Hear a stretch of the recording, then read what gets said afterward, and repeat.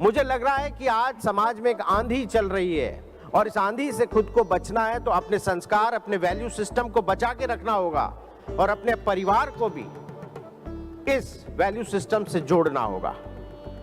इस ज्ञान से मेरी सोच में बदलाव आया, दुनिया को देखने का मेरा नजरिया बदला है और एज ए जर्नलिस्ट मैंने ग्रो किया है, क्योंकि जब आप स्पिरिचुअल पाथ को फॉलो करते हो तो पूरी दुनिया आपको एक इकाई के रूप में दिखाई देती है।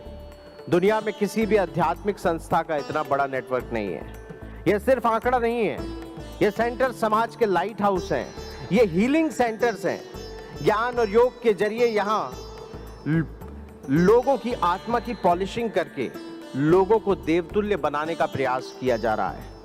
कोई ऐसी संस्था जो इस परमार्थ के काम को इतने बड़े स्तर पर कर रही है, मुझे नहीं लगता ऐसी कोई और भी है।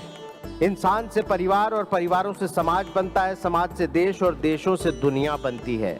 समाज को सुंदर बनाने का काम इस संस्थान के जरिए हो रहा है, क्योंकि इस महायज्ञ की कमान ब्रह्मा कुमारी बहनों के हाथ में है। इनकी सादगी, इनकी सेवा भाव, इनका निश्चय और इनके समर्पण का नतीजा है कि ये ईश्वरीय कार्य इतनी बखूबी चल रहा है।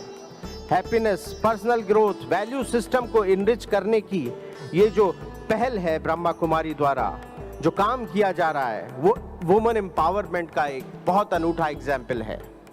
कई राज्यों ने हैप्पीनेस मंत्रालय खोले हैं। इसका मतलब है कि लोगों को खुश रखना भी सरकार की जिम्मेदारी है और ऐसी संस्थाएं जो इतना खूबसूरत काम कर रही हैं, उनके साथ मिलकर इस काम को बखूबी अंजाम दिया जा सकता है।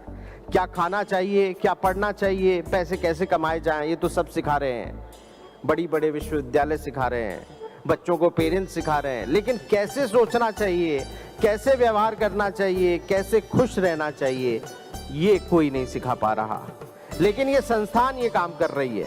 बहुत बड़ी आबादी हमारी देश की युवा है और युवा यानी ऊर्जा। इस ऊर्जा को राष्ट्र और विश्व के विकास में पूरा उपयोग किया जा सके।